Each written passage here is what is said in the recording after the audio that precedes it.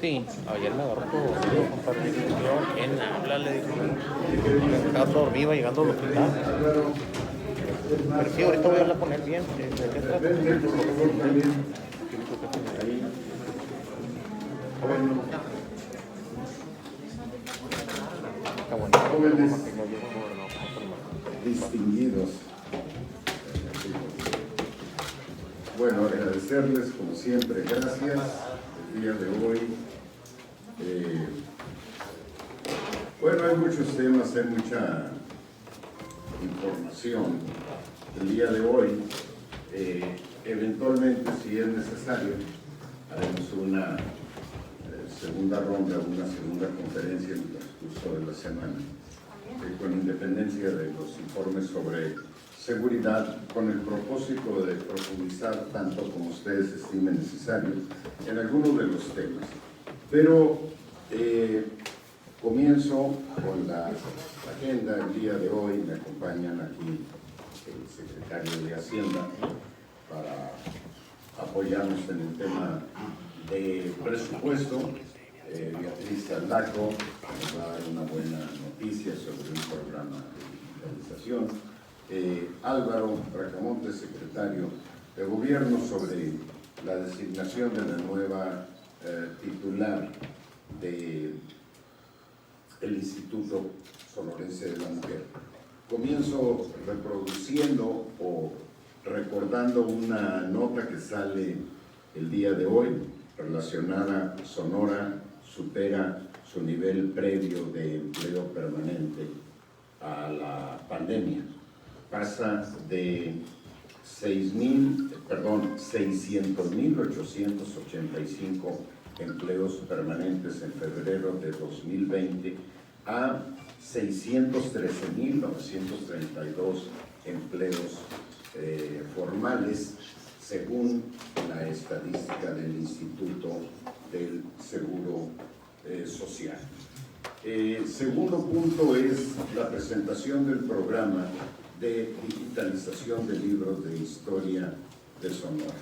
Son 46 volúmenes que vamos a digitalizar. Ahorita nos va a dar los detalles Beatriz Aldaco.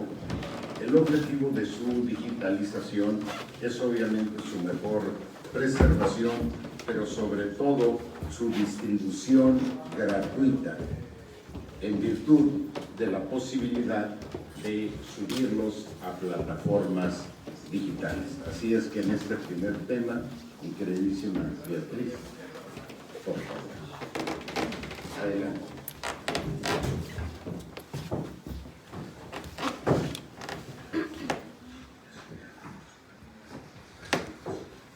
Buenos días, señor gobernador, buenos días a los compañeros que van a participar y a todos ustedes.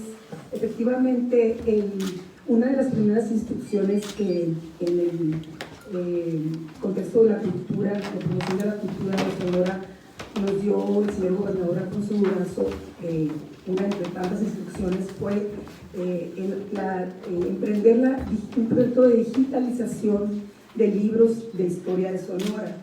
Este es un proyecto cuyo antecedente es también un proyecto muy importante que se llevó a cabo en el sexenio del doctor Samuel Ocaña, en el cual se rescataron literalmente, porque algunos de esos volúmenes era muy difícil conseguir, estaban en bibliotecas de Estados Unidos algunos, bibliotecas en otras partes del país, etc. Un proyecto de edición en papel de 46 títulos de libros, sobre todo historia de Sonora, aunque también hay libros con temas de literatura y temas culturales en general, pero fundamentalmente son libros de historia de Sonora que ya no pueden conseguirse, ya no pueden leerse, y se va a llevar a cabo este proyecto de digitalización. El proyecto, pues, obviamente del gobierno del estado de Sonora, a través del Instituto Sonorense de Cultura, en colaboración estrecha con el Archivo Histórico del Gobierno del Estado de Sonora.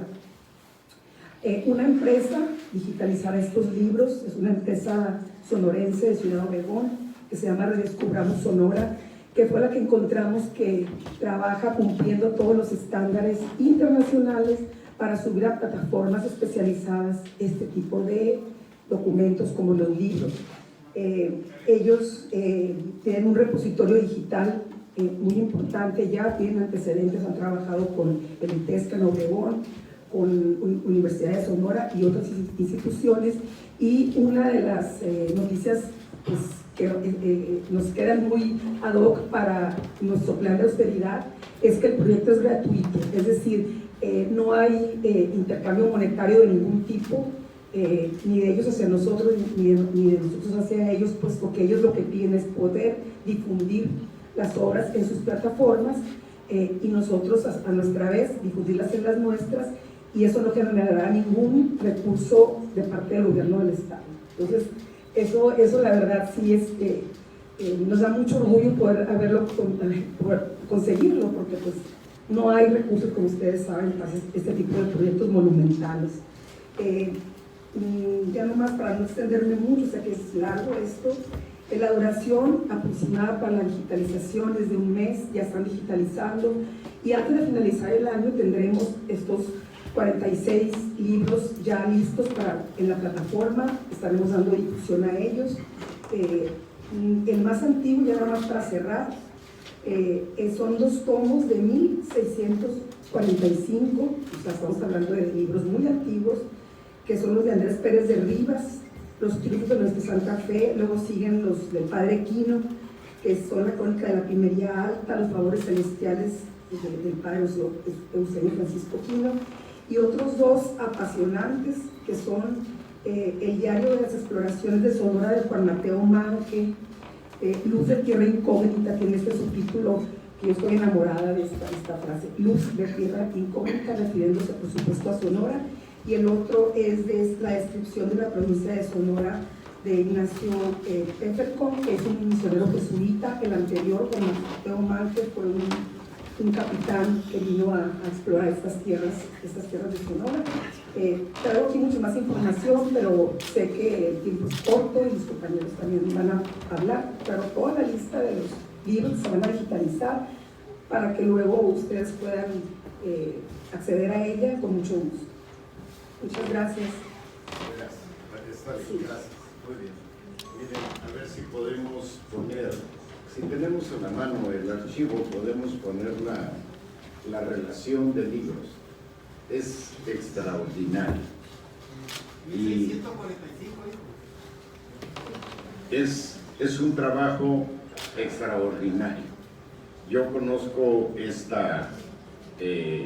este esfuerzo editorial que se hizo en el gobierno del doctor Ocaña, que se permitió rescatar, como decía Beatriz, un amplio catálogo de libros sobre la historia de Sonora, particularmente, que eran de imposible acceso para un lector común. Disfruté en aquel tiempo esa impresión, porque me permitió acercarme pues a libros que de otra manera hubiese sido imposible. Beatriz ha hecho un gran trabajo, y la mejor noticia de todo esto, 2, es una empresa sonorense y no cobra un solo quinto. Entonces, ¿no tienen la lista acá? ¿Ya? A ver si la pueden poner, nada más para darle un repaso rápido. Algunos de los más relevantes libros sobre la historia de Sonora, para quienes la recuerden. No, que nos la pasen. Sí, bueno, no, se las van a pasar por supuesto, ¿no? Pero no se alcanza a leer. A ver, algunos libros. La Guerra Apache en Sonora, por ejemplo, Triunfos de nuestra Santa Fe, tomos 1 y 2, La Sierra y el Viento de Gerardo Cornejo. Este no es un libro viejo, pero es un libro extraordinario, particularmente para quienes venimos de la Sierra de Sonora. Crónica constituyente de Juan de Dios Bojorquez, obras históricas de Ramón Corral, apuntes biográficos de Ramón Corral, Álvaro Obregón, 8,000 kilómetros en campaña, los tiempos de Salvador Alvarado, la revolución en Sonora, este otro diccionario de historia, geografía y biografía sonorense de Francisco R. Almada. Este es más un libro de consulta, pero extraordinario. Sonora, Génesis de su soberanía, de Armando Quijada. Eusebio Quino, padre de la primería alta, de Polzer, Charles Polzer. Memorias de don Adolfo de la Huerta. Esas no se consiguen todavía y son extraordinarias, son unas memorias extraordinarias de Adolfo de la Huerta. Plutarco Elías Calles, estadista y patriota. Juan Antonio Rubial Corella. Igualmente, si quieren buscar una biografía de Plutarco Elías Calles, hay dos, una de un nieto de él y otra de un autor americano en inglés en las plataformas digitales, es decir, no hay bibliografía. Álvaro Obregón, caudillo e ideólogo de la Reconstrucción Nacional, de Miguel Palacios. Crónica de la aventura de José Bolbón en Sonora, de Horacio Sobarzo. Jesús García, héroe de Nacosari y de Cuauhtémoc Terán. El Quijote de la Revolución, vida y obra de Adolfo de la Huerta, de Carlos Moncada. Crónicas biográficas de Horacio Sobarzo. El viejo Guaymas, de Alfonso Villarreal. Pues es que me encanta. La cohetera Mi Barrio, de Agustín Zamora. Sonora, de Jorge Rusek. Misiones del norte de Sonora, de Woodard. Crónicas, cuentos y leyendas, de Gilberto Escobosa. 30 años en esto, de Carlos Moncada. Cuentos y leyendas, de Enriqueta de Parodi. Temas sonorenses a través de los simposios de historia. El solar de los silencios, nuevamente Gerardo Cornejo, que yo lo disfruté muchísimo. Las guerras contra los yaquis y mayos, tomo 1 y 2. Historia del Estado de Sonora, un clásico de Eduardo W. Villa. Y la historia general de Sonora, los tomos 1, 2, 3, 4 y 5, que fue la edición que preparó el Colegio de Sonora en coordinación, impulsado obviamente por el gobierno del Estado. Pero esta colección de libros tiene un problema. Son los tomos impresionantes, suman muy pesados. Beatriz, por favor. Entonces, ahora la digitalización nos va a permitir, son más maniobrables, y vamos a trabajar también, Beatriz, para actualizar esa historia de Sonora que se quedó en 1985, 1984 debe ser que salió esta colección de libros en el gobierno del doctor Samuel Ocaña. El tercer punto es informarles a ustedes que después de un largo proceso que establece la ley, se ha llegado a una terna sobre la que nos informará el doctor Álvaro Bracamontes, y finalmente la decisión de su servidor de nombrar a la doctora Mireya Escarone Adarga como titular del Instituto Sonorense de la Mujer. Voy a dar, tiene un currículum impresionante, extraordinario, pero algunos datos. Es doctora en Ciencias Sociales por el Colegio de Sonora. Es maestra en Ciencias Sociales por el Colegio de Sonora. Es licenciada en Sociología por la Universidad de Sonora. Tiene un diplomado en Género y Violencia, Género y Sustentabilidad. En mi experiencia laboral fue directora en Paridad y Igualdad de Género en el Instituto Estatal Electoral. Fue presidenta del colectivo Libertad Mujeres por la Igualdad, Asociación Civil.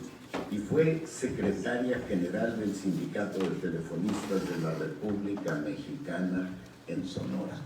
Entonces, esa versatilidad aunada a esta formación académica nos permite pues sustentar el acierto de nuestra designación o de la designación que hemos hecho de Mireya Escarone como titular del Instituto Sonorense de las Mujeres. Álvaro, ¿por qué no nos hablas un minuto sobre el proceso?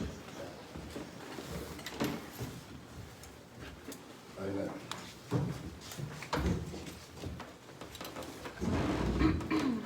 Permiso, señor gobernador. Buenos días a todos. Quería decirles que por primera vez en la historia, en la breve historia del Instituto Sonorense de las Mujeres, el nombramiento de la coordinadora ejecutiva surge de un proceso abierto y participativo. 14 mujeres de excelente trayectoria en la defensa de la equidad de género provenientes de distintas regiones y sectores pudieron inscribirse, participar y observar cada una de las fases establecidas en el proceso. El proceso es un proceso inédito que inició con la publicación de la convocatoria pública y abierta el 23 de septiembre. Todas las inscritas en este proceso tuvieron la oportunidad de exponer su visión sobre la agenda de género, transmitir su conocimiento sobre los principales problemas que enfrentan las mujeres sonorenses y presentar su trayectoria en entrevistas ante integrantes de la Junta de Gobierno, integrada por la mitad de ciudadanas. Con base a la revisión curricular y de la participación de mujeres inscritas en el proceso de selección, la Junta de Gobierno determinó, como decía el señor gobernador, la terna propuesta al gobernador. Una vez realizada una valoración tanto de la formación académica, trayectoria profesional, compromiso con la agenda de género de las integrantes de la terna, como ya refirió el señor gobernador, tuvo a bien nombrar a la doctora Mireya Escarone Adán. Además de los atributos académicos que refirieron, Mireya ha destacado también en su labor en el ámbito privado como público, desde donde ha impulsado políticas públicas en materia de equidad e igualdad de género y ha sido una promotora incansable de la igualdad sustantiva. En cuanto a su activismo social, cuenta, como sabemos, con un liderazgo y una participación en organizaciones feministas por más de 40 años, lo que la coloca como un perfil sólido en cuanto a las necesidades que requieren las mujeres sonorenses para satisfacer la agenda de las mismas. No está de más reconocer y agradecer a la participación de todas las mujeres que atendieron la convocatoria. Todas son valiosas para Sonora. Estoy convencido, eso nos ha comentado el señor gobernador, estoy convencido de que la doctora Mireya Escarone sabrá incorporar sus probados talentos a las urgentes tareas que demandan las mujeres de Sonora. Es todo, señor. Gracias. Bueno, como saben, el tema de la agenda de la mujer, particularmente el de violencia de género, es uno de los más sensibles y será ya responsabilidad de la doctora Escarone apoyar al gobierno para su debida atención. También participaron mujeres valiosísimas, pero finalmente la designación debe recaer en alguien. Sin embargo, es mi interés aprobar el talento, la formación, el compromiso del resto de mujeres que participaron en este proceso, en otras tareas del gobierno del Estado, si eventualmente es su interés. El otro punto, finalmente, el tema final es el tema de presupuesto. Doy algunos datos generales y luego le pediremos a Mar del Valle que nos apoye con un panorama de mayor precisión. Primeramente, el presupuesto presentado asciende a 66.940 millones de pesos contra 67.707 del gobierno anterior. Es un presupuesto caracterizado por varias condiciones. Primero, es un presupuesto austero. No vamos a gastar en lo superfluo absolutamente en nada. Ni un solo quinto, como lo he dicho en otras ocasiones, en jolgorios. Absolutamente no. Es un presupuesto eficiente porque vamos a gastar mejor. Es un presupuesto responsable porque no vamos a gastar lo que no tenemos. Es un presupuesto estabilizador porque no tiene absolutamente ningún déficit. No hay contratación de deuda, absolutamente nada. Y esto es lo que hace una diferencia y muy importante respecto a presupuestos anteriores. El esfuerzo financiero del gobierno del Estado asciende a 5.100 millones de pesos. Yo hablaba de un ahorro de 4.500. Asciende a 5.100 millones de pesos distribuido de dos maneras. 2.300 millones de pesos de ahorro en gasto y 2.800 millones de pago a financiamientos y pasivos. Cero deuda, cero incremento a impuestos existentes y cero creación de nuevos impuestos. El presupuesto, creo que lo fundamental es el presupuesto social más grande en la historia de la entidad. El 63.5% de este presupuesto se enmarca en los conceptos definidos como gasto social. Adelanto, a algunos les parecerá poco el gasto para inversión, pero les comento lo siguiente. Por ejemplo, aquí no viene contemplado el compromiso del presidente para renovar todos los puertos fronterizos y para modernizar el puerto de Guaymas, para sacar las vías de ferrocarril de Nogales. En el caso de Guaymas, en una estimación gruesa, la inversión ascenderá a 3.000 millones de pesos. En el caso de Nogales, la modernización del periférico del corredor fiscal, de las aduanas y la reubicación de las vías del ferrocarril, más el aprovechamiento del espacio que dejan las actuales vías, que es desde que entras a Nogales hasta la línea fronteriza, todo eso va a convertirse en un espacio para mejorar las características urbanas de Nogales. Si recuerdan, ustedes entran a Nogales, avanzan, más o menos entre el inicio de Nogales y la línea, ahí hay un taller entre el inicio de Nogales y la línea, ahí hay un taller de ferrocarriles, un taller montado sobre 18 hectáreas de terreno. Entonces, todo esto nos va a permitir cambiar el rostro urbano de Nogales. Y decía yo en campaña, y lo ratifico ahora, que Nogales será el rostro fronterizo de la 4T. Es una cosa extraordinaria.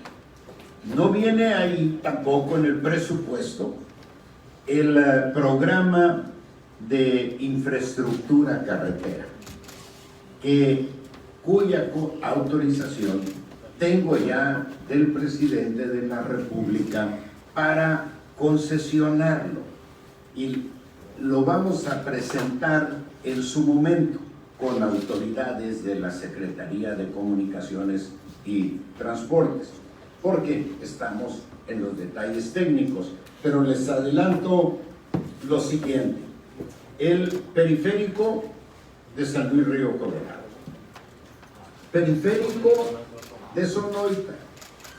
En el caso de Sonoita está la renovación de la aduana, renovación total, más la construcción de del bulevar Benemérito de las Américas, que va a venir de la aduana y va a desembocar en la carretera que comunica, que llega a Puerto Peñasco.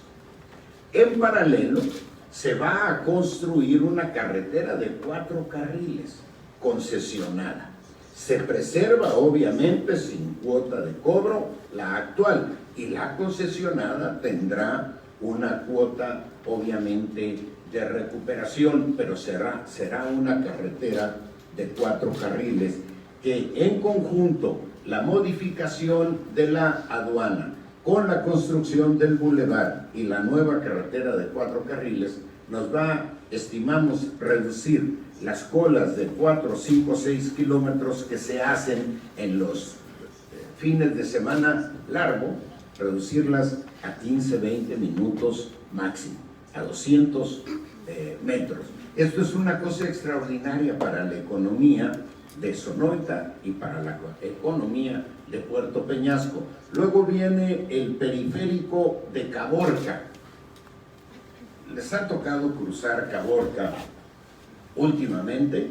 Bueno, pues se llevan 1 hora sin perder la carretera, pero la carretera cruza por la ciudad y no tienes opción, atraviesas toda la ciudad, te vas hasta Pitiquito, Altar, o sea, 1 hora te echas de zona conurbada, un periférico. Luego está el periférico de Navojoa, y creo que ahí termina sí, estoy hablando de memorias, ahí termina la infraestructura concesionada. Vamos a hacer una carretera de 4 carriles de manera progresiva de Hermosillo a Quino, pero eso va a ser con recursos ya presupuestales del gobierno del estado y del gobierno federal, y la ampliación de la carretera de Yécora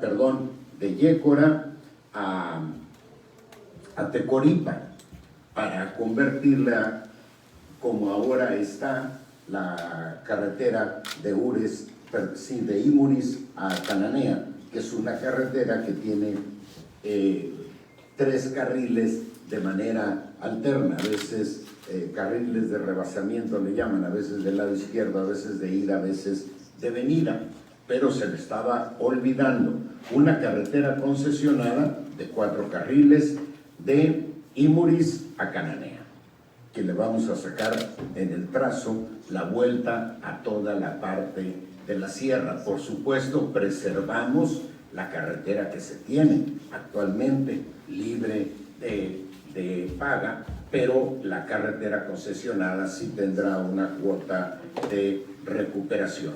Y se me pasaba de Tecoripa, una carretera concesionada de Tecoripa a Guaymas, de tal manera que en lugar de venir de Yécora a Hermosillo y luego regresarte al sur a Guaymas, vamos a tener esta carretera concesionada de más o menos 100 kilómetros, y con ello vamos a reducir en 2 horas 30 minutos la carga o el tiempo para llegar de Chihuahua a Guaymas. Y esto nos va a permitir, junto con la modernización del puerto que va a incorporar la construcción de 2 muelles, el dragado del puerto y la construcción de instalaciones adecuadas para la recepción de gente, de cruceros, de aduanas, etcétera, etcétera. En el puerto de Guaymas, vamos a presentar luego los detalles, hay un terreno contiguo de más o menos 20 hectáreas, propiedad de Comisión Federal de Electricidad, donde estaba ahí una termoeléctrica que tiene 20 años sin uso. El presidente López Obrador ha autorizado sumar esas 20 hectáreas que son oro molido en el puerto a todo el plan de modernización del puerto. Y luego, afuera de la administración portuaria, está un terreno propiedad de Fonatur, que está también desocupado. Son alrededor de 7 u 8 hectáreas que también son oro molido en el puerto. Bueno, todo ello se integra al proyecto de modernización y va a ser una cosa extraordinaria. Guaymas tiene un problema muy serio de drenaje. El del agua está por resolverse, el drenaje. Hace unos días firmé una declaratoria de emergencia, pero en realidad no es una solución de fondo, es para salir del paso. Le vamos a meter mano a fondo al drenaje de Guaymas, porque no tendría sentido la modernización del puerto si los servicios urbanos básicos no están en funcionamiento óptimo. Bueno, no quiero abusar de la generosidad del presidente, y ya se me hacía demasiado plantearle que el drenaje entrara en la modernización del puerto, pero pues con toda la pena del mundo vamos a hacer el planteamiento y vamos a hacer las gestiones para que efectivamente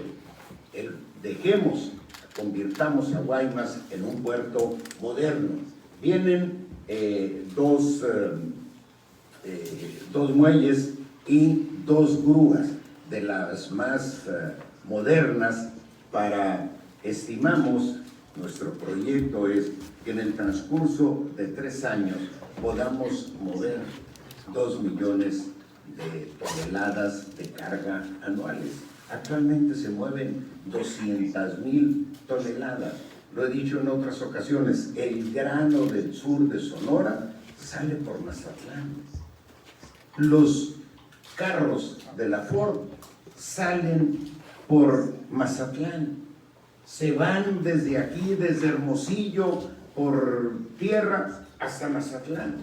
Cuando tenemos, y van a India, a China, a Japón, a países de la cuenca del Pacífico, cuando deberían de salir por Guaymas. Yo les digo, nada más con el grano y con los carros de la Ford, cumplimos la meta de 2 millones de toneladas al año. Nada más con eso. Entonces, creo que me quedo corto, pero no quiero morderme la lengua más adelante. Prefiero incrementar la meta a una cifra mayor.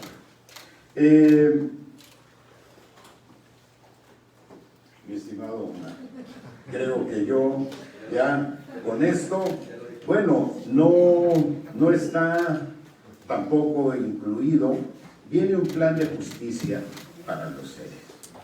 No está tampoco incluido. Este plan incluye agua, drenaje, caminos de comunicación entre Punta Chueca y Desemboque, instalaciones de educación. Estamos viendo cuál es la modalidad, porque Punta Chueca tiene 400 habitantes, entonces no es fácil sostener una instalación educativa para tan poca población. Estamos buscando la modalidad, pero agua, educación, salud y vías de comunicación. Eso va a incluir el plan de justicia para los seres. No está tampoco incluida en la inversión el plan de recuperación de la infraestructura de salud. No está ahí ya me estoy acordando ahorita, el hospital universitario, que ya lo tengo concertado. Va a ser un hospital universitario IMSS Bienestar.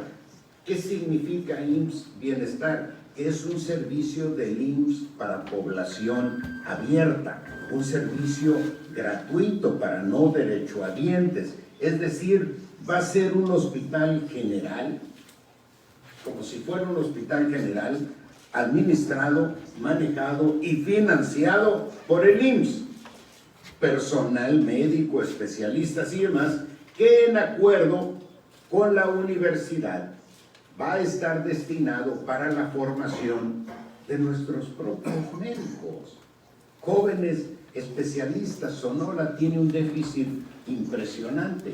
De memoria les diré que son 460 especialistas el déficit en el estado. Necesitamos formarlos y ese va a ser el espacio natural en acuerdo con la universidad.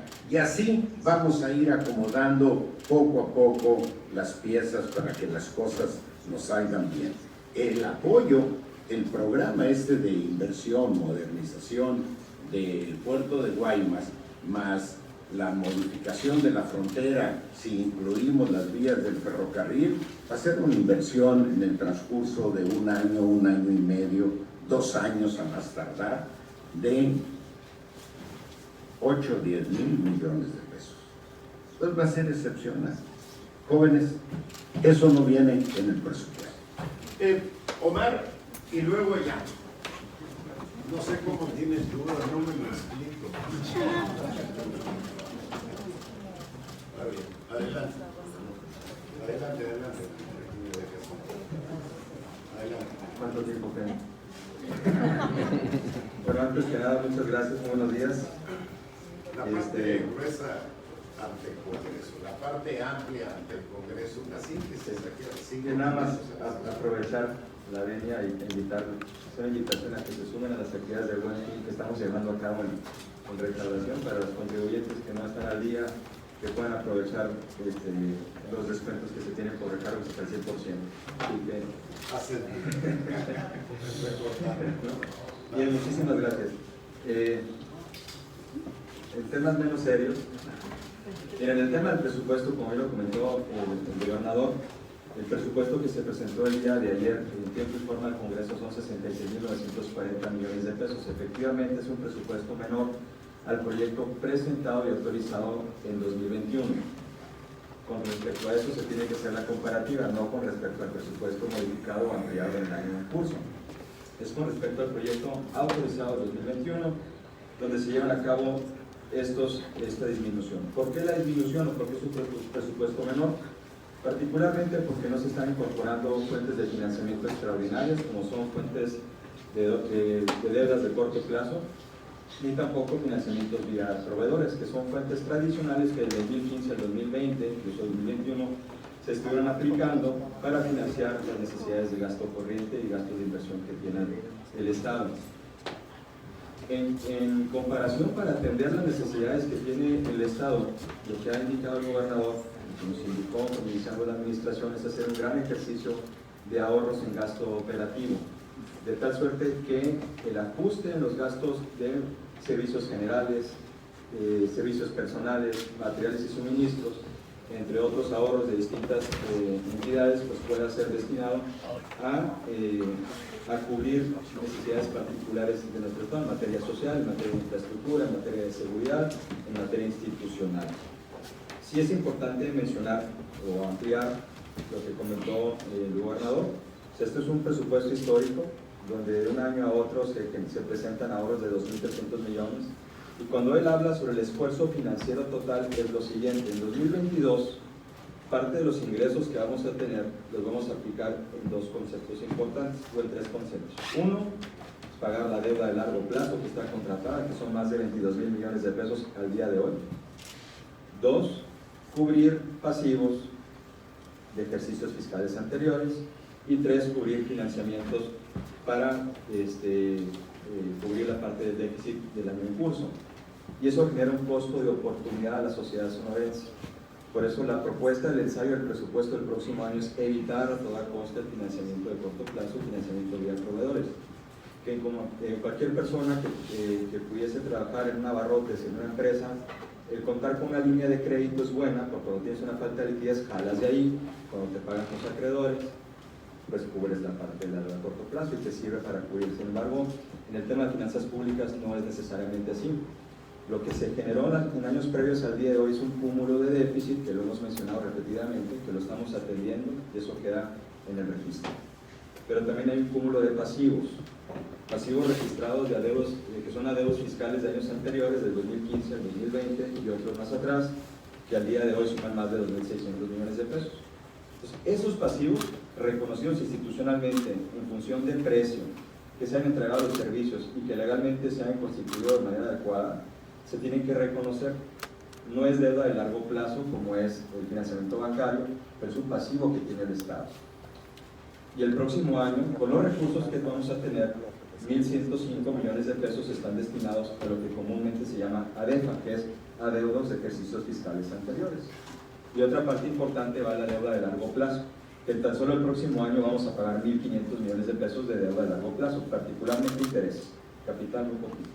Entonces, cuando hablamos del esfuerzo financiero de 2022, por una parte es reducir gastos de operación para destinarlos en su mayoría al presupuesto social, al presupuesto de inversión, al presupuesto de políticas de seguridad y desarrollo institucional. Pero otra parte hay un costo de oportunidad que sí tenemos que reconocer, es dinero que no podemos aplicar para las necesidades más importantes de nuestro Estado, porque vamos a pagar financiamientos. Eso es, en términos generales, la parte de los presupuestos, pero quiero mencionar lo siguiente. Efectivamente, el presupuesto de ingresos, los ingresos propios del Estado, los que tenemos por recaudación, han disminuido en términos reales en los últimos 3 años. Es decir, generamos menos por recaudación. En términos nominales crece, pero en términos reales, contando por inflación, tenemos menos ingresos propios. Entonces tenemos una recaudación efectiva menor del 60%. Entonces tenemos que hacer una tarea fundamental, por eso invitarles al Buen Fin, para que participen de él y no se generen esos adeudos. Pero es un tema muy fundamental porque nuestros ingresos propios representan menos del 10% de los ingresos totales.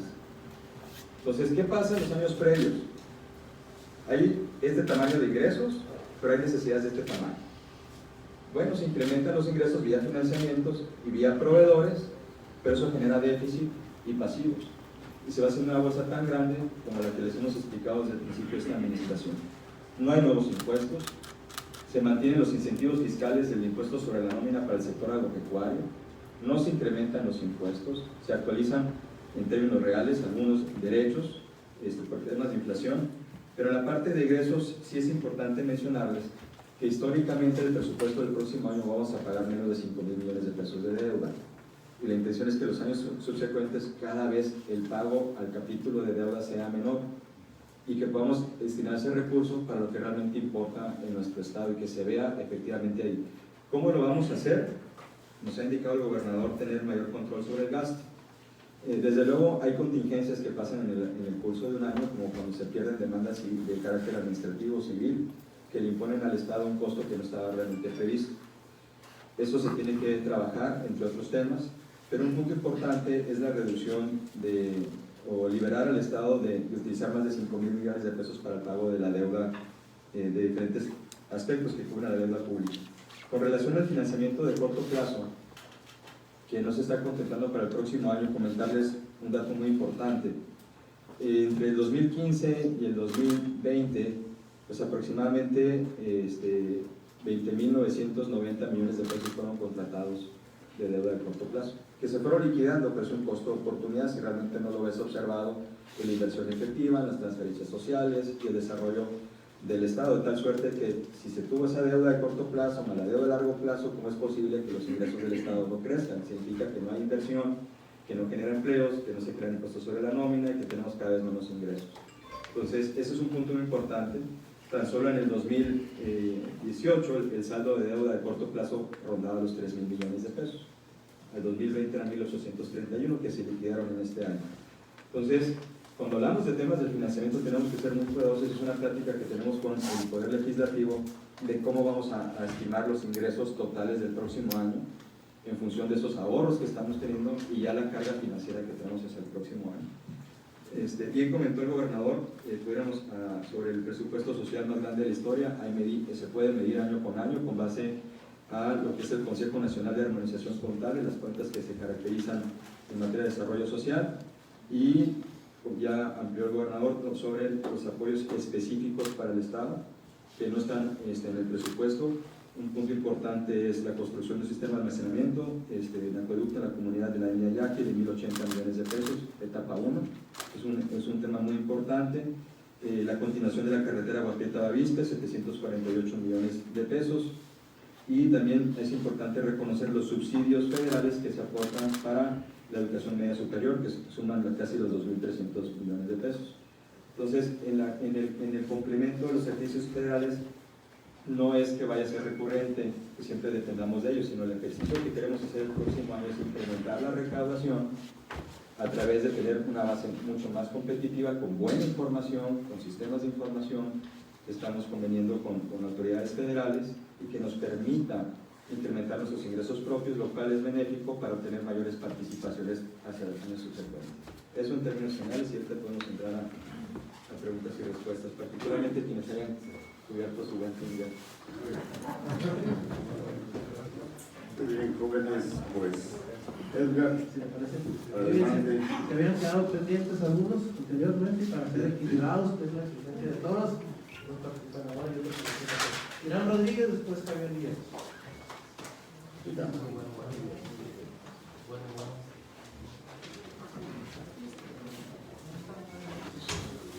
Bueno, Capela, gobernador y al secretario de Hacienda, hay varios congresistas que la semana pasada, incluso de Morena, pues estaban en la cuestión del pataleo por el rebane del presupuesto que se va a dar al Congreso.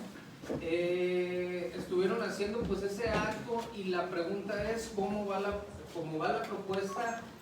Así se va a dar, no se le va a cambiar absolutamente ninguna coma, o si va a haber pues alguna negociación ahí con los congresistas. Esa es una. Y la otra, en el tema de bibliotecas, gobernador, ahí en el Instituto Municipal de Cultura y Arte de Hermosillo, en el INCA, hay un programa de apoyo a lectura que hacen las bibliotecarias de ahí.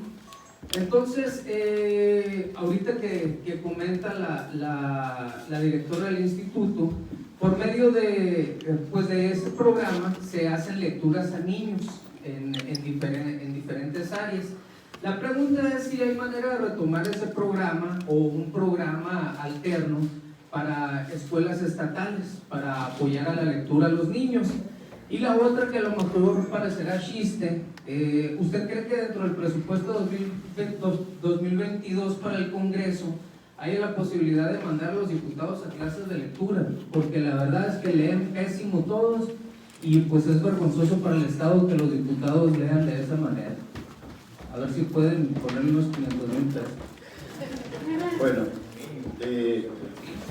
miren, a ver, nosotros tenemos una comunicación muy estrecha, intensa con el Congreso y siempre nos ponemos de acuerdo, respetamos sus puntos de vista, pero sobre todo respetamos sus decisiones.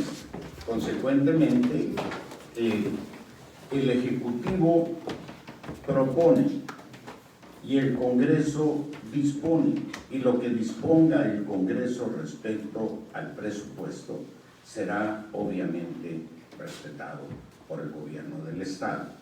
En lo que mencionas respecto al presupuesto del Congreso, nos preocupaba restringirlo de tal manera que pudiéramos poner en riesgo el cumplimiento de obligaciones elementales del propio Congreso con sus trabajadores. Ese fue un tema que estuvimos platicando.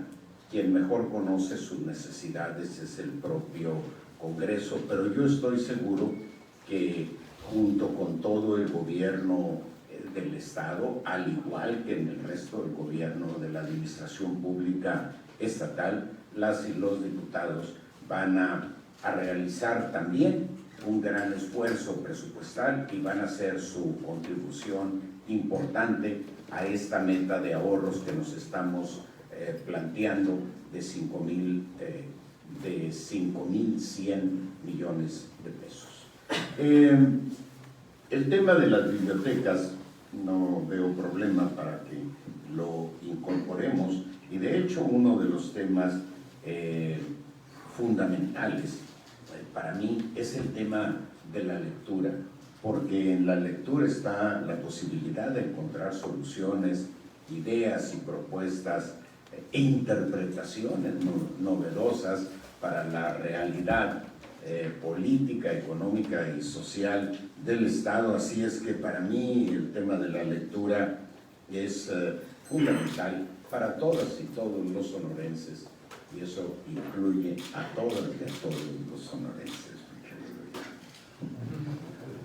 Javier Villegas, después Lorena Martínez. Sí, gobernador,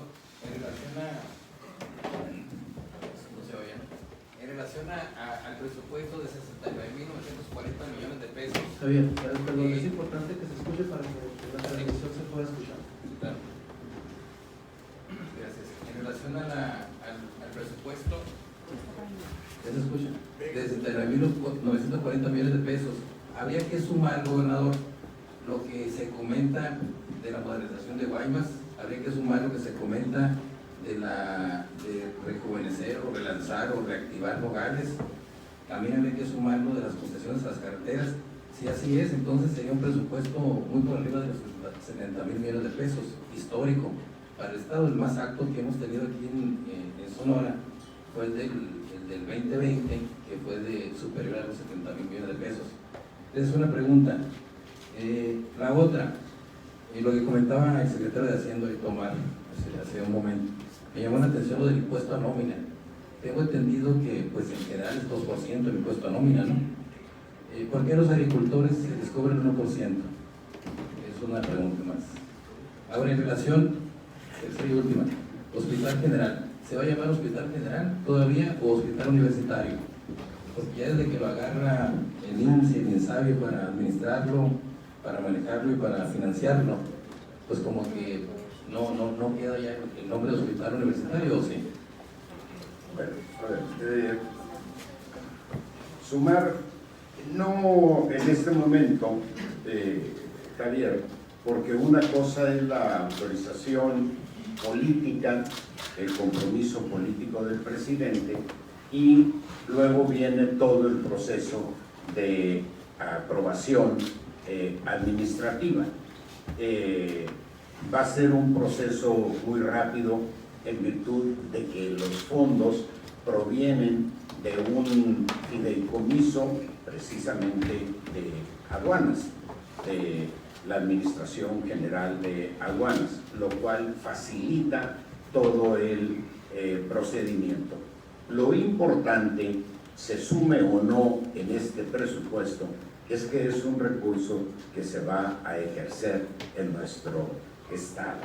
Y eso, bueno, efectivamente, si sumas todos esos componentes, va a ser un presupuesto histórico, eventualmente el más alto en la historia de Sonora, por una razón, Javier, porque el monto de la inversión que ofreció el presidente para la renovación de las aduanas, para las vías del ferrocarril de Nogales, la modernización del puerto, va a andar en términos, en una estimación sumamente baja, en 7.000 millones de pesos, sumamente baja. Va a ser una cantidad, desde mi punto de vista, superior en una estimación grosso modo, y esta cantidad, esta inversión, no la tuvo la anterior administración de Sonora en todo el sexenio, y nosotros la vamos a tener en un año y medio. Es un recurso de muy rápido ejercicio porque proviene de un fideicomiso, que es un fondo que se incrementa con los pagos que hacemos todos los usuarios de servicios aduanales. Entonces, pero además, al provenir de un fideicomiso, se facilita el procedimiento para el ejercicio del recurso. Eso es. En el caso del Hospital General, bueno, no me preocupa el nombre, pero lo importante es la función, lo importante es el servicio. Es para mí fundamental que el funcionamiento de ese hospital esté vinculado al objetivo de la formación de nuestros egresados de la carrera de medicina de la Universidad de Sonora. Tiene la ventaja de que esta instalación está cruzando la calle de la Universidad de Sonora, o sea, es una coincidencia geográfica extraordinaria. Pero en atención a tu preocupación, vamos a empujar para que sea Hospital Universitario IMSS Bienestar. Ya veremos cómo acomodamos esas fichas. Pero de aquí, Omar, el tema del porcentaje, por favor. Sí, gracias. Bien, la parte de los estímulos otorgados al sector primario datan de cuando la Federación otorgaba estímulos a todo ese sector. Lo que nos ha indicado el gobernador, parte importante también para la recuperación económica de nuestro estado, post pandemia, que todavía está en curso de esa recuperación, es la parte impositiva o la política tributaria se mantiene como está, tanto la tasa como el incentivo fiscal que se tiene para el 2022. Mire, hay una cosa muy importante. Hubiésemos podido contemplar algún recurso proveniente de deuda de largo plazo o de corto plazo. No vamos a pedir la comprensión de las y los sonorenses para una medida de esta naturaleza, mientras con lo que tenemos no demos resultados, mientras que no vean que nuestro gobierno es auténticamente austero, es auténticamente honesto, es eficiente, es eficaz, y que cada quinto que nos den está siendo usado de la mejor manera. Esa es la razón por la que no hay deuda de corto plazo, de largo plazo, por la que no hay nuevos impuestos, etcétera, etcétera. No hay peligro de austericidio, no hay peligro. No. A ver, las cosas funcionan. Mira, Javier, alguna vez la exgobernadora me comentaba que al iniciar la pandemia y mandar una buena parte de los funcionarios públicos a su casa en virtud de las medidas de sana distancia y demás, me dijo que había llegado a la conclusión de que no era necesario llenar todos los cuadritos. Esto significa que hay una capacidad de ahorro muy importante si eficientamos el gasto, si compactamos estructuras, si evitamos duplicidades, que es lo que estamos haciendo. Ahora, ya planeamos, pero cuando te vas metiendo a las entrañas, que vas encontrando nuevas oportunidades de ahorro. Y una vez que las aprovechemos al 100, si es necesario para alguna cosa, le diremos a la gente, a ver, para esto, autorízame 10 millones, autorízame 20, autorízame 50. Y es en esa medida que vamos a poder conseguir el respaldo de la gente para decisiones que finalmente los impactan. El tema de la deuda es gravísimo. Imagínense cuánto es el servicio de deuda, 1.500 millones de pesos anuales. O sea, es casi el doble del monto de la inversión que se ha realizado en el transcurso del año. Pues simple y sencillamente no puede ser. Yo aspiro, en el peor de los casos, a dejar el monto de la deuda en cuando menos un peso menos, como expresión de la necesidad de que debemos romper la tendencia de los gobiernos a endeudarse. Es muy fácil. Al anterior gobierno le adelantaron participaciones por 2.400 millones de pesos, pero con cargo a las participaciones que corresponden al gobierno del Estado. Pero como los adelantos en las participaciones tienen que cubrirse a más tardar el último día del año del ejercicio, el último día de diciembre, pues a este gobierno, a mi administración, le están descontando de participaciones 487 millones de pesos mensuales. Por eso estamos ahorcados. Por eso no podemos hacer gran cosa y vamos saliendo adelante. Imagínense si contáramos con 487 millones de pesos, si no nos estuvieran descontando lo que corresponde a los adelantos que dieron al gobierno, a la administración anterior, pues no tendríamos que andarle extendiendo la mano a nadie. Por eso tengo confianza no solo en que vamos a salir adelante, sino en que vamos a tener capacidad para hacer cosas que no se hicieron con el mismo recurso. En enero ya no van a estar descontándonos los 487 millones de pesos, ya le van a dar al gobierno del Estado el 100% de sus participaciones. Entonces, eso nos va a dar una capacidad de maniobra extraordinaria. Por eso tengo confianza en que las cosas van bien. Jóvenes, no habiendo más. No, sí hay. Bueno. Lorena Martínez, después Pati Pablo. Buenos días, Lorena Martínez del Expreso. Otra vez Cajeme vuelve a estar a nivel nacional por la cuestión de que hubo 7 muertos ayer y el fin de semana también fue un fin de semana muy violento. Esa sería una. La otra, en la conferencia del presidente, usted mencionó que ya no se le iba a dar a la Policía Estatal de Seguridad Pública, ya no se iban a contratar el personal que se iba a contratar, y eso se iba a pasar a la Guardia Nacional.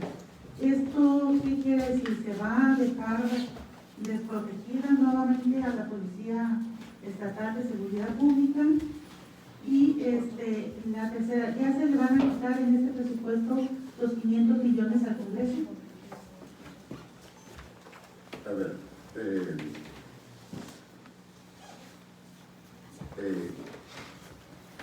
bueno, el fin de semana, efectivamente, el domingo y lunes fue un fin de semana difícil en Obregón.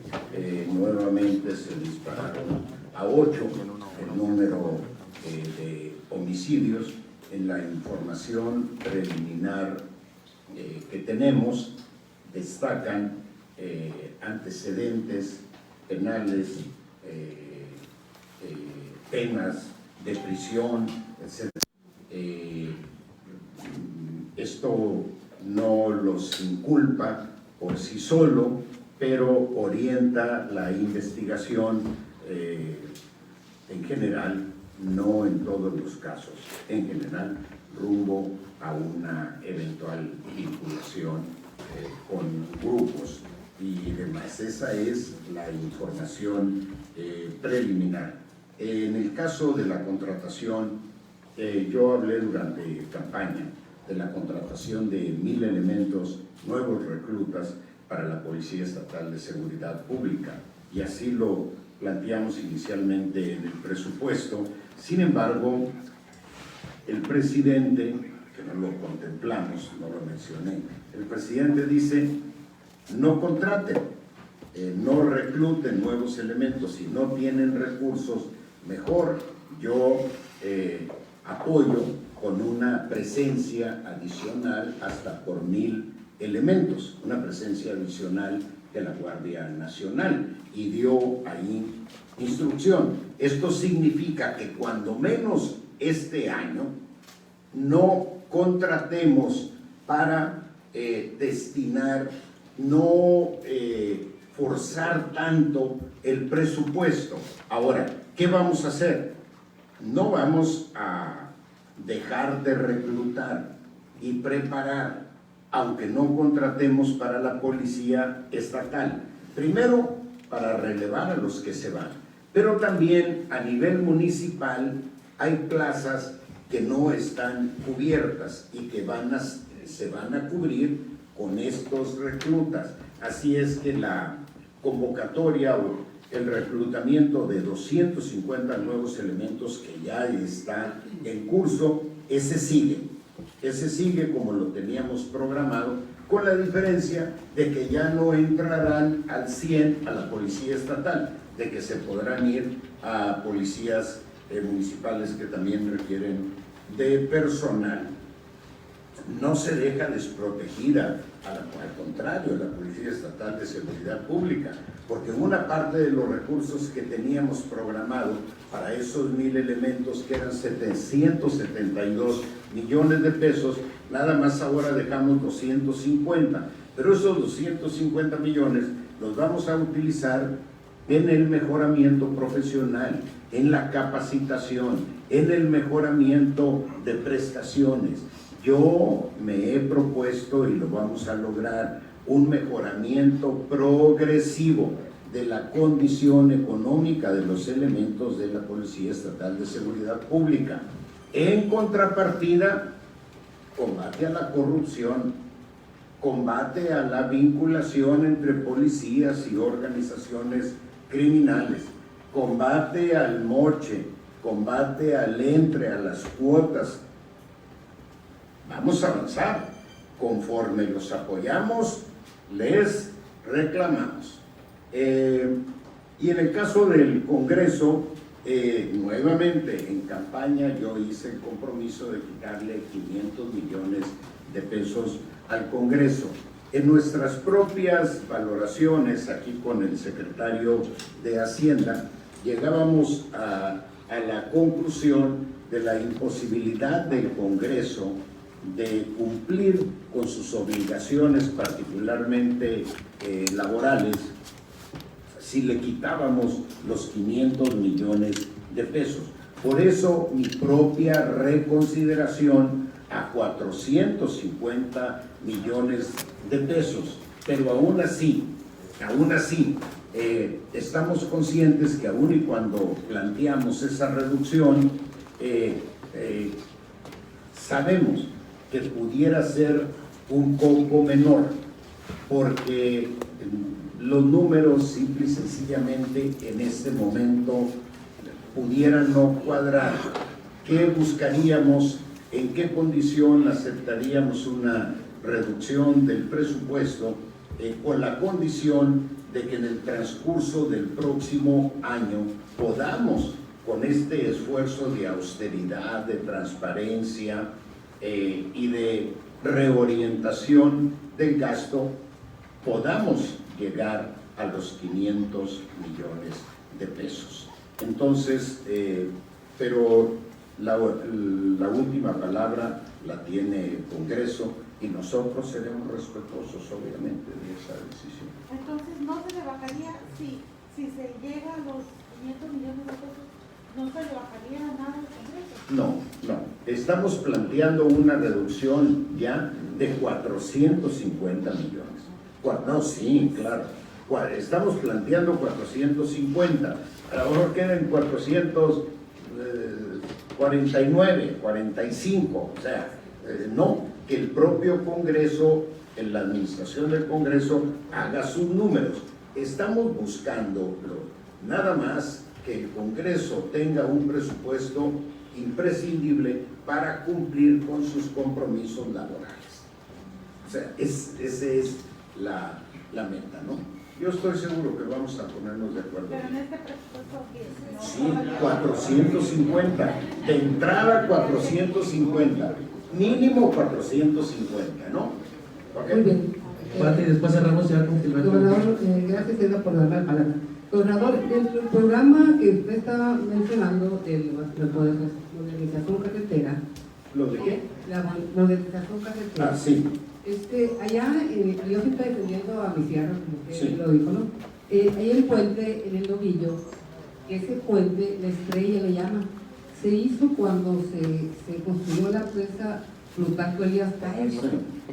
Pregunta a la gente que si cuando, con esta nueva administración, la cuarta transformación, cuándo va a mandar al secretario de Infraestructura a revisarlo, porque ha de saber que ahí pasan muchos camiones de carga, de ganado, de granja, algunas minas, y dice la gente que retumba por abajo. No ven que hayan ido en anteriores administraciones a dar una revisadita, que es cuando le dan un diagnóstico, porque antes de que suceda algo lamentable, ¿no?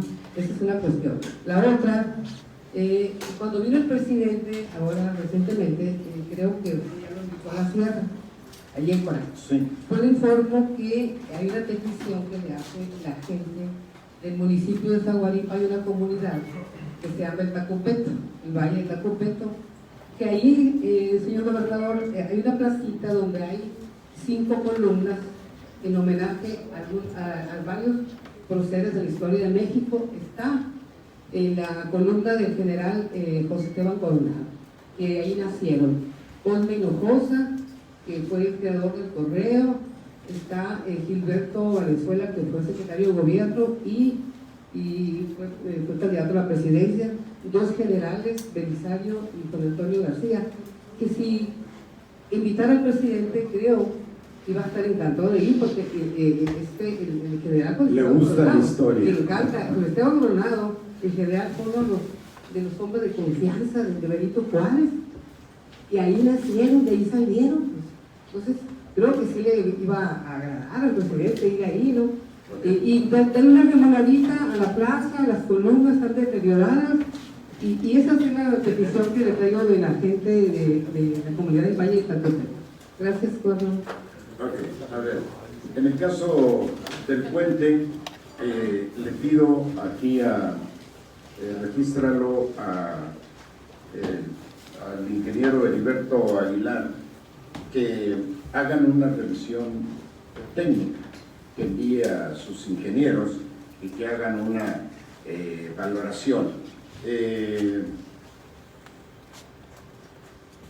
En el caso, sí, efectivamente, el presidente habló de que iríamos a la sierra, mencionó a Yécora, y no conozco todavía el recorrido ni la fecha, y podría en la ruta pudiésemos incorporar a la Valle de Tacupeto.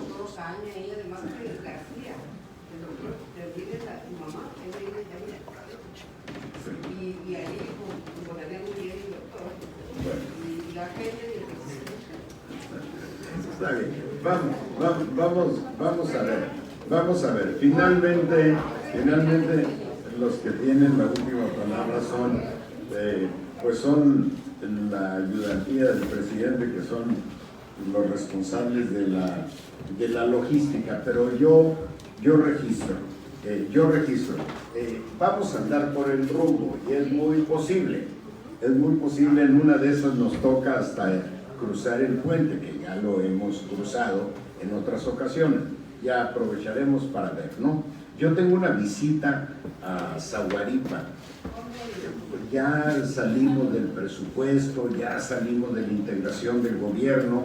Traigo pendiente el tema del ISTESON, que lo voy a ver ahorita saliendo de esta reunión.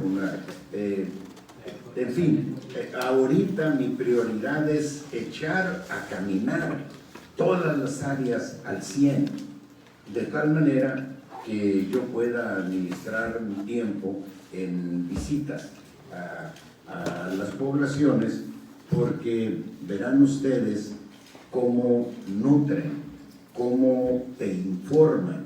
La gente te dice sus problemas y los ha padecido tanto tiempo que también ha diseñado soluciones, también ha diseñado. Entonces, por eso es que sirve muchísimo estos recorridos.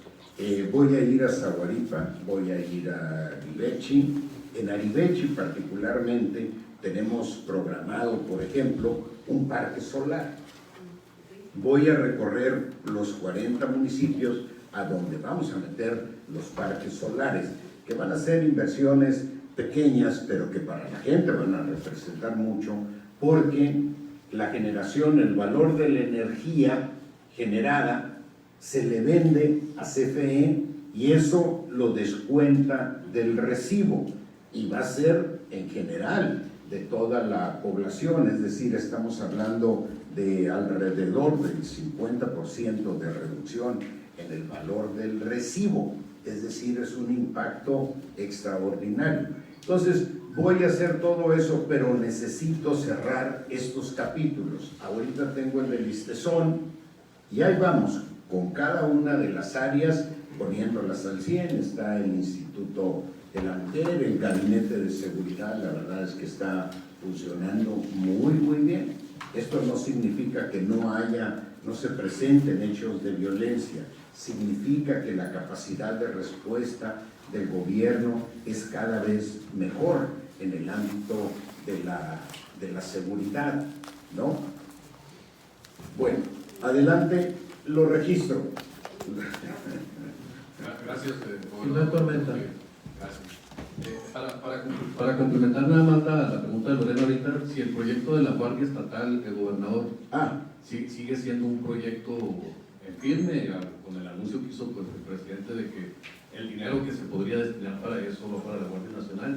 Y también este fin de semana, gobernador, se hizo una polémica con un programa municipal que le llamaron Policía a Bordo, que supuestamente la Dirección del Transporte lo había suspendido de un día para otro. Ya dio algunas declaraciones de Guido del Castillo ahí de que no habían sido ellos. Mi pregunta en ese sentido es si las direcciones estatales deben trabajar en coordinación con las policías municipales cuando de seguridad se trata, en este caso a los usuarios del transporte. Y la última, gobernador, mencionó ahorita en su presentación del presupuesto, y lo dijo usted así, que fuera Holgorios, y viene diciembre y sus posadas. La pregunta es si entonces es un mensaje a toda la estructura del gobierno de que se abstengan de esos festejos navideños que pues año con año se hacían, a excepción de estos años no pasados, pero solo por lo de la pandemia. A ver, comienzo con este último punto. Se cancelan los holgorios, salvo aquellos que tengan un beneficio social.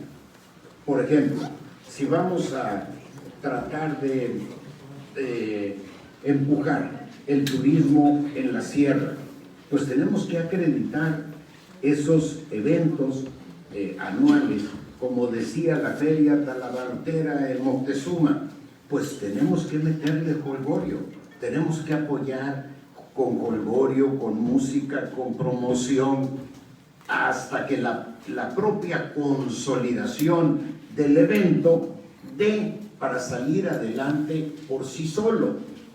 En ese tramo lo vamos a apoyar. El tema de las posadas, el tema de las cobijas, el tema de despensas, el tema, todo eso lo vamos a continuar. No son soluciones de fondo, pero en tanto la solución de fondo es generar empleo justamente remunerado. Pero en tanto eso sucede, hay gente que tiene hambre. Y lo digo sin que nos pongamos colorados, porque hay hambre. Entonces, a esa gente, en ese momento no está pensando en un empleo, está pensando en un taco. Una torta del Chavo. En una torta. Bueno, vamos a continuar con esos programas sociales. Y no solo vamos a continuar, los vamos a reforzar, particularmente en el sur del estado, que entre paréntesis no están contemplados los caminos para vincular a las comunidades indígenas del sur del estado con carreteras. que son tramos de 2, 3, 4, 5 kilómetros. También ya está aprobado el programa por el presidente, ya estamos trabajando en eso. Entonces, hay comunidades que están a 3, 4, 5 kilómetros de una población que tiene carretera. Y yo entiendo el valor de eso. En el caso de la carretera de Agua Prieta, Bavispe, imagínense, desde 1970 está el proyecto. Nada más que cuando llueve son 6 horas, 7. Y cuando no llueve, pues son 5. O sea, 5 es una ganga. Nada más que va a quedar a 1 hora y media, 1 hora 45 de Agua Prieta. Tucson va a quedar a 3 horas y media, 3 horas 45. Claro que nuestros paisanos que ahora viven en Tucson, en Phoenix, se van a venir y van a dinamizar la economía de esos pueblos. En una segunda etapa, ya me metí en cosas que, pero pues me tocaste el rumbo. En una segunda etapa vamos a conectar, vamos a hacer una carretera de 20 kilómetros, va a ser costosa porque es pura sierra, para conectar a la carretera Agua Prieta Bavispe con el fuste, y ya vamos a quedar en comunicación con Chihuahua. Chihuahua puede hacer o no la carretera, vamos a trabajar con ellos para que también hagan su parte, pero en el peor de los casos, la parte de la sierra está en Sonora, el fuste, tú bajas y ya son los llanos de Chihuahua, son llanos planos que hay problemas cuando llueve, y en el invierno la nieve, que también pues ahí sí dificulta la comunicación, pero vamos a hacer eso, porque yo tengo mucho interés en el fortalecimiento del puerto de Guaymas, y el puerto requiere comunicación con Chihuahua, porque es la salida natural de toda la producción de Chihuahua, y también la playa natural de Chihuahua, pues ¿cuál va a ser? Pues va a ser Sonora. Entonces, eso va a darle un impulso al turismo extraordinario. Eso es lo que estamos buscando. Ya que me fui por el rumbo, también se suspende la comunicación cuando en las grandes nevadas, ahí en Agua Prieta, en el puerto de San Luis. El puerto de San Luis es un cerro, nada más que no sabemos por qué hicieron la carretera por ahí, porque le puedes sacar la vuelta tranquilamente al cerro.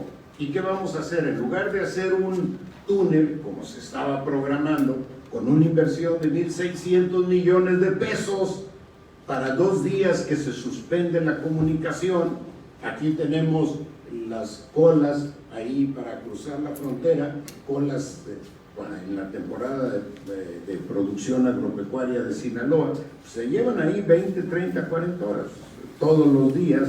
Entonces no es tan impactante 2 días o 1 día de interrupción. Mientras, ¿qué vamos a hacer? Ahí vamos a sacarle la vuelta al cerro con una mini carretera de 6, 7 kilómetros que te cuesta una 20ª parte del túnel.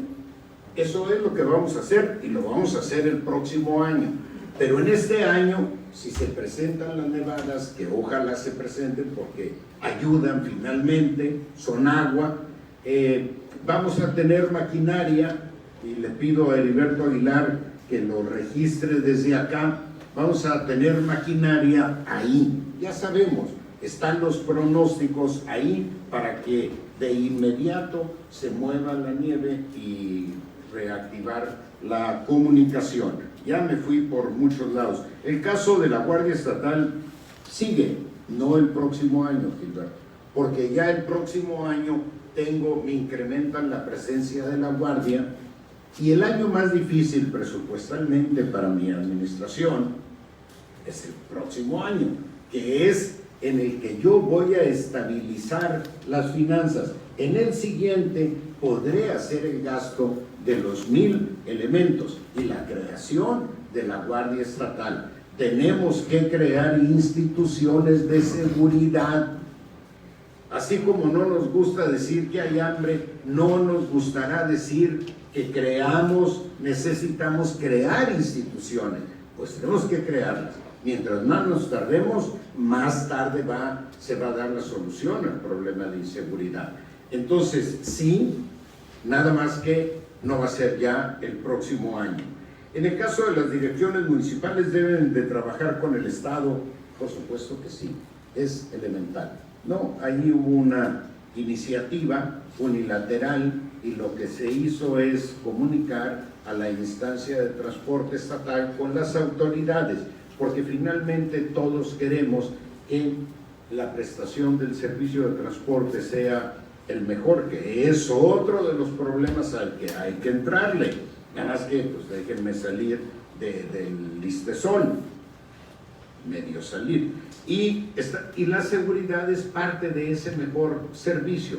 Así es que en comunicación las autoridades municipales con las del Estado para dar el mejor servicio posible en el ámbito del transporte. ¿Tenemos tiempo? Bueno, ya don Holgorio, bueno, yo tengo la reunión, tengo la reunión del listezón ahorita en este momento. Si hay alguna pregunta con el equipo de colaboradores, les aprecio que me acompañen aquí. Yo creo que no tendrían inconveniente en quedarse por acá, y si a mí me permiten salir a atender esta reunión precisamente del listezón. Jóvenes, nos organizamos. Mira, es un poco complicada la logística, pero encantado de que hagamos un programa rotativo, ¿no?